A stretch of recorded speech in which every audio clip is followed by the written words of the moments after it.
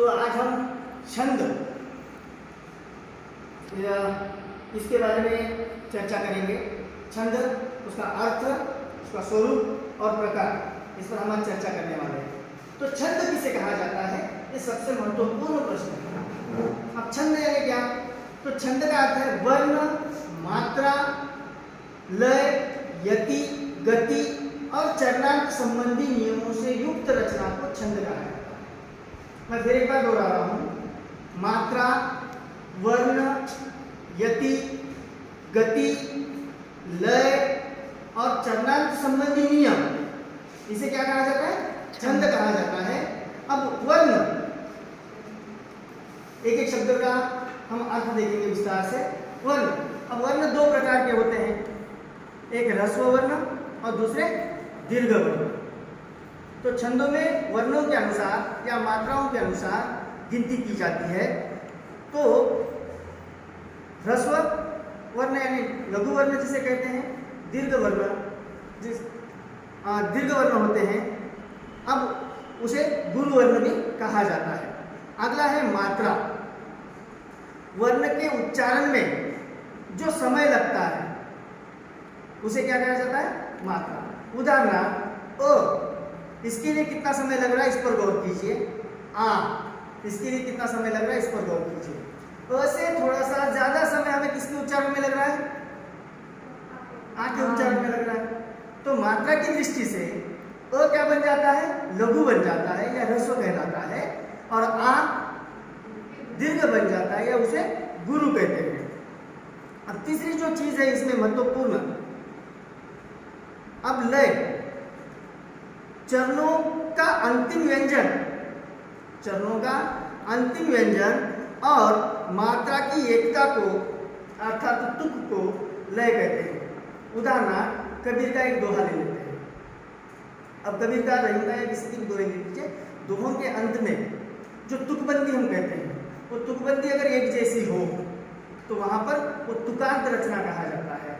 उदाहरण के तौर पर रहीमन धागा प्रेम का मत तोड़ो छिटकाए, टूटे से फिर न मिले, मिले तो गांठ पड़ जाए।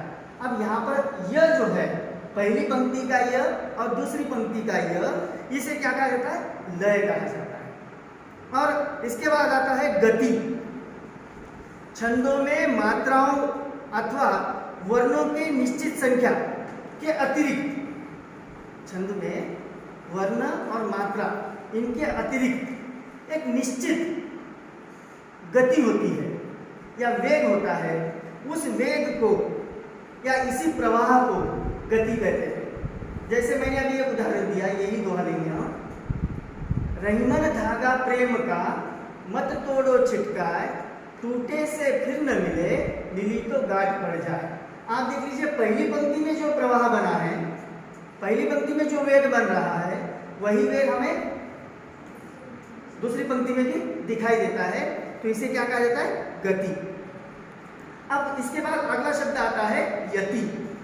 छंद को पढ़ते समय या किसी काव्य पंक्ति को पढ़ते समय हम कुछ समय के लिए जिस स्थान पर रुक जाते हैं उसे क्या कहा जाता है? यति कहा जाता है। यति का अर्थ है रुकना। वही दोहा फिर से, रहीमन धागा प्रेम का, पहला रुकने का स्थान इस जगह पर है। मत तोड़ो छिटकाए, दूसरा स्थान है। टूटे से फिर न मिले, तीसरा स्थान है। मिले तो फिर गांठ पड़ जाए। यानी आप देख लीजिए, अल्प विराम आ रहे हैं 2 बार और पूर्ण विराम आ रहे हैं 2 बार। यानी इस दोहे में कितनी यति हैं, कितने रुकने के स्थान हैं? सीधे सीधे 4 स्थान है। तो जिस स्थान पर कुछ समय के लिए रुका जाता है उसे क्या कहा जाता है? यति कहा जाता है। अब पद्य में लघु को ह्रस्व और दीर्घ को गुरु कहा जाता है, और इसके लिए चिन्ह भी निर्धारित किए गए हैं। उदाहरण के लिए, जहां पर लघु होता है, लघु के लिए इस चिन्ह का प्रयोग किया जाता है, और दीर्घ के लिए अंग्रेजी के यस चिन्ह का प्रयोग किया जाता है। इसे ही दूसरे शब्दों में इसे कहा जाता है ह्रस्व और इसे कहा जाता है गुरु। ये नीचे ऊपर हो गया थोड़ा सा।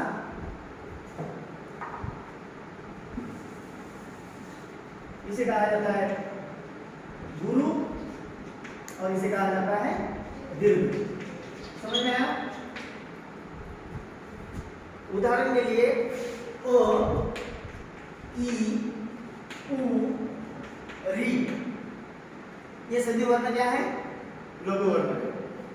और इसके अलावा जो अन्य वर्ण है उन्हें क्या कहा जाता है? दीर्घ वर्ण या गुरु वर्ण कहा जाता है। जैसे आ, ई, उ, ए, इन्हें क्या कहा जाता है? दीर्घ वर्ण कहा जाता है। याद रहेगा इसको। अब गण, अब अगला एकमात्र शब्द है जो छंद को समझने के लिए हमें उपयोगी है। जैसा कि मैंने अभी आपको छंद की परिभाषा बताई थी, वर्ण, मात्रा, यति, गति, लय और चरणार्थ संबंधी नियमों से युक्त रचना को क्या कहा जाता है? छंद कहा जाता है। अब इसमें हर एक शब्द का मैंने अर्थ बताया है। अब इसके बाद एक शब्द आता है गण। तीन वर्णों का मिलकर जो बनता है उसे क्या कहा जाता है? गण। अब तीन वर्णों का एक गण होता है। लघु और गुरु के अनुसार इनकी संख्या 8 है। गणों को याद रखने के लिए एक सूत्र है, इस सूत्र आप सबको याद रखना है। इसके बाद हम छंद क्या है या छंदों का स्वरूप क्या है इसे समझने में आसानी होगी। तो सूत्र कौन सा है? वो सूत्र मैं यहां पर लिख रहा हूं।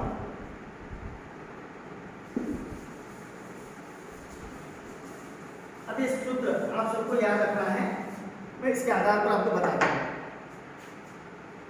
यमाता, राज, भान, सलगा, ये सूत्र आपको याद रखना है। ये सूत्र कई दृष्टियों से महत्वपूर्ण है हमारे लिए, मैं एक एक कर बताता हूं।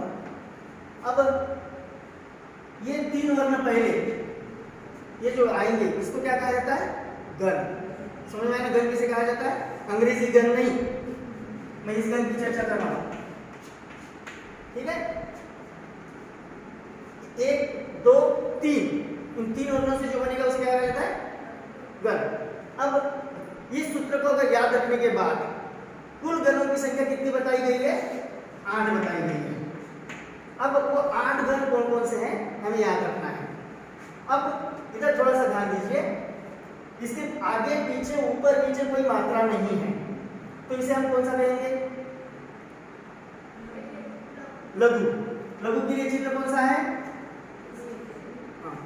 इसे क्या है? ये दीर्घ या गुरु। इसके लिए चिन्ह कौन सा है? ये इसके लिए तार। नहीं, लघु गुरु कहिए, या ये मत कहिए। इसके लिए गुरु, हाँ। इसके लिए इसके लिए इसके लिए इसके लिए गुरु।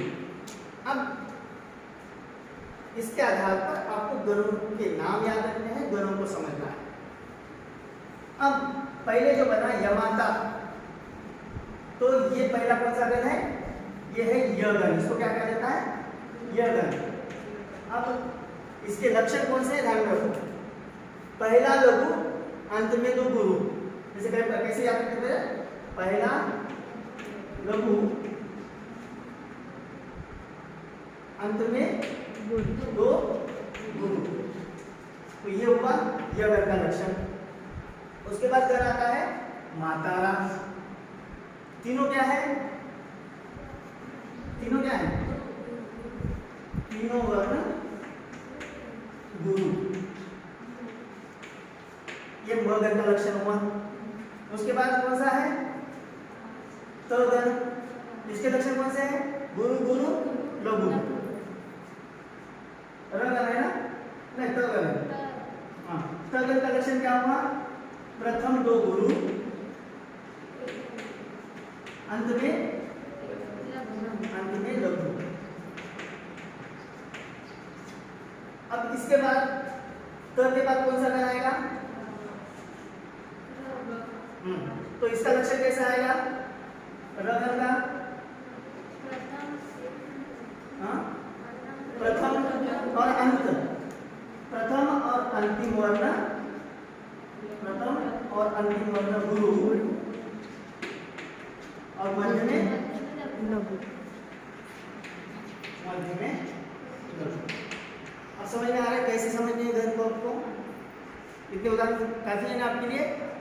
यह गण पहला लघु, अंत में दो गुरु, म गण तीनों गुरु, र गण प्रथम और अंतिम वर्ण गुरु, मध्य में लघु, ज गण प्रथम और अंत में लघु, मध्य में गुरु, भ गण प्रथम गुरु, बाद में अंतिम दो लघु, उसके बाद न गण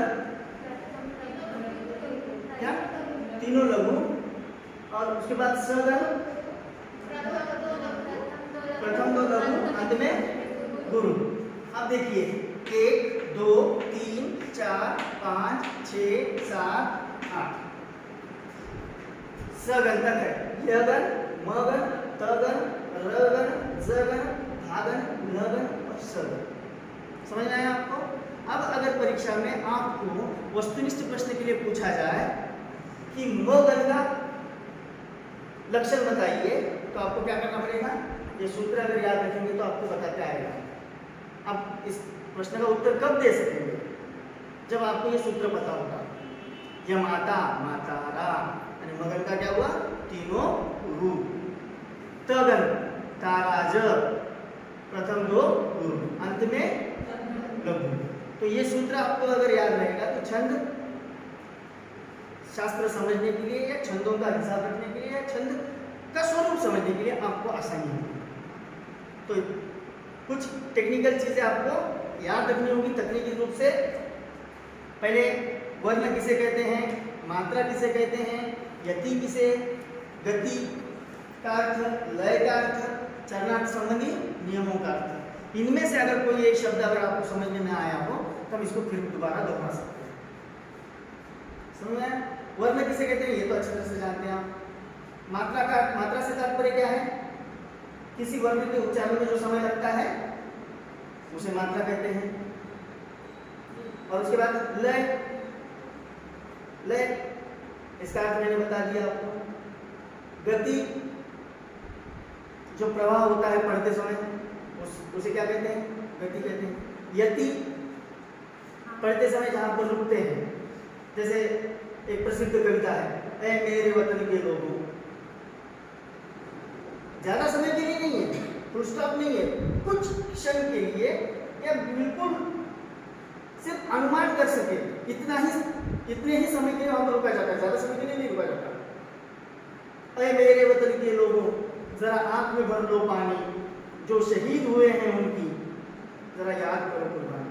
अब इन दो पंक्तियों में चार मात्राएं, चार यतियां हैं, मगर दो स्थान ऐसे हैं जहां पर बहुत कम समय के लिए रुका जाता है, मगर पहली और दूसरी पंक्ति के अंत में वहां पर जो यति है या रुकने का समय है वो पहले रुकने के समय से थोड़ा सा बढ़ जाता है।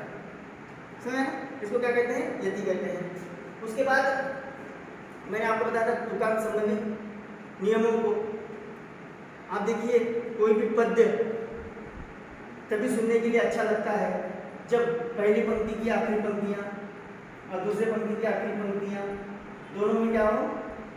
एक समानता हो या उनकी तुकबंदी एक जैसी हो, तब जाकर हमें वो सुनने में श्राव्य लगती है।